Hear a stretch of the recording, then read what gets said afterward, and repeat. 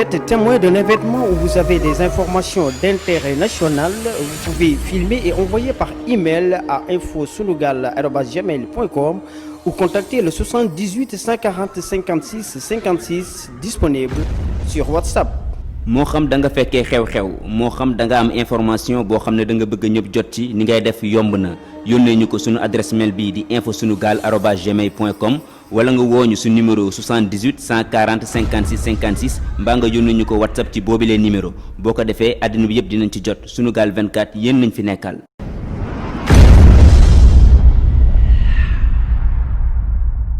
RTS posé moom mooy li jëm ci DIPA ak li ñuy wax ni am na téeméeri ak juróomi fukk junniy tonnes suukar yu nekk ci marché bi li ma bëgg a leeral foofu moom mooy li nga xamante ne ñu ngi ko dugal ci marché bi mu jaar ci DIPA yi mu ngi toll ci téeméer ak juróom-ñaari fukk ak ñetti junniy tonnes ci quantité boobu am na téeméer ak juróom-ñaari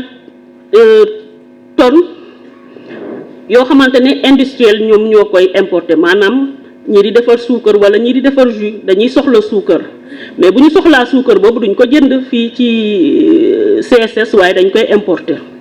waaye balaa ñu leen di jox autorisation boobu muy tax ñu mën a importer ministère de l'industrie ci benn direction bu tudd direction redéploiement industriel moom mooy évaluer li nga xamante ne entreprise bi soxla na ko bu paree da koy defar attestation entreprise bi bu amee boobu attestation day daal di ñëw ci ministère du commerce ñoo koy délivrer DIPA et c'est sur cette base lay mën a def importation beneen partie bi moom mooy li jëm ci suukar bi dugg ci consommation directe ménage yi suukar boobu mu ngi toll ci juróom-benn fukki ak juróom-benn tonne ci boobu quantité dañ ciy jënne li nga xam ne joxe nañ ko ci mbas mi waaye tamit di wax ni am na 20 000 tonnes yoo xamante ne CSS moom moo ko importé donc tey li ñuy wax nekkul suukar goo xamante ne CSS moo ko produire waaye suukar bi nga xamante ne ci wàllum gab bi li manqué pour nit ñi am lu ñu soxla ci suukar ñu jox ci une partie CSS moom mooy wax ji donc di wax ni rek CSS dëgg la yàgg na fi waaye ba léegi mënut a produire li nga xamante ne moom la ñuy soxla ci suukar donc bu ñu ci situation boobu dafa am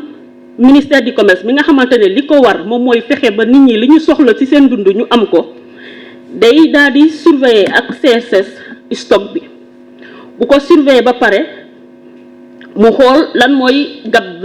lan moo manqué pour que li nga xamante ne moom la nit ñi di soxla ñu mën koo am bu ñu déterminer loolu parce que nag dafa am ay référence pour xam lii la ñuy soxla par mois pour suñu dund bu ñu defee loolu ba pare dañuy daal di jël gab bi séddale ko CSS ak importateurs yi di fàttali ni c'est importateurs yi tant que suukar CSS baa ngi ci marché bi ñoom du ñu jaay suukar du ñu jaay beneen suukar bu dul suukar Sénégal CSS waaye bu CSS suukaram bu jeexee ñoom dafa am partie boo xamante ne état bi da leen koy jox ndax ñoom it tamit ñu mën a importer donc bu ñu leen joxee ci seen kii yooyu quotaay ba pare service yi dañ leen koy notifier yooyu entreprise jege ci service yi mën a am lu ñuy wax DIPA ndax DIPA dafa nekk document boo xamante ne bépp produit boo xamante ne dafa war a jëm ci dundu sénégalais yi daf koy laaj bu ko defee bu dee produit bu bees la day ànd ak 4 échantillons produit bi ñu saytu ko ak suñu laboratoire national d'analyse et de contrôle xool ndax produit bi méngoo na ak li nga xamante ne moom la Sénégal teg comme charte di wax ni tamit donc DIPA bi nekk na loo xamante ne dafay dimbale li ñuy wax protection des consommateurs di garantir seen sécurité ak protection des consommateurs te DIPA boo koy joxee c'est gratuit kenn mënu koo jaay waaye nag dafay am ay conditions waaye tamit dañuy gis ci marché bi nit koo xamante ne dafa am quotaam ñu alloué ko quotaam ba mu am DIPAam ba pare mu wàññeeku jox ko beneen commerçant mais bu boobaa dafay def benn attestation boo xam ne da koy notifier ministère du commerce bu ko ministère du commerce jotee ci DIPA boobu daf ciy def ñu figurer ni diwa ko moomoon mu jox ko diw.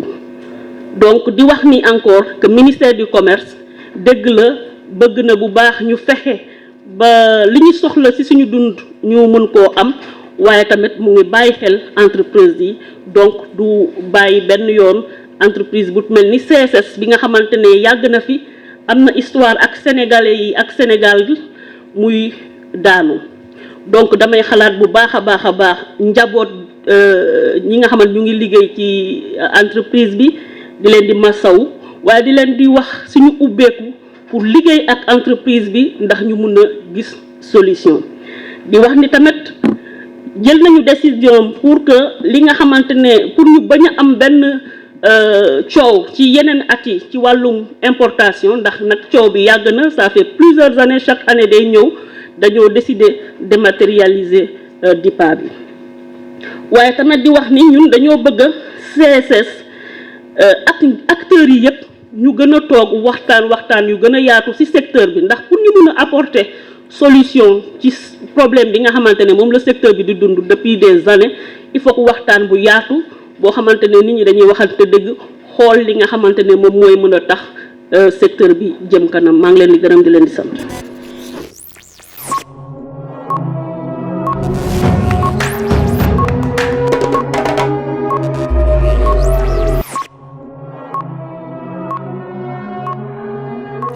Vous êtes témoin d'un événement où vous avez des informations d'intérêt national, vous pouvez filmer et envoyer par email à infosunugal@gmail.com ou contacter le 78 140 56 56 disponible sur WhatsApp. moo xam da nga fekkee xew-xew moo xam da nga am information boo xam ne da nga bëgg ñëpp jot ci ni ngay def yomb na yónnee ñu ko sunu adresse mail bii di infosunugal@gmail.com wala nga wooñu su numéro 78 140 56 56 mbaa nga yónnee ñu ko WhatsApp ci boobilee numéro boo ko defee àddina bi yëpp dinañ ci jot Sunugal 24 yéen nañ fi nekkal.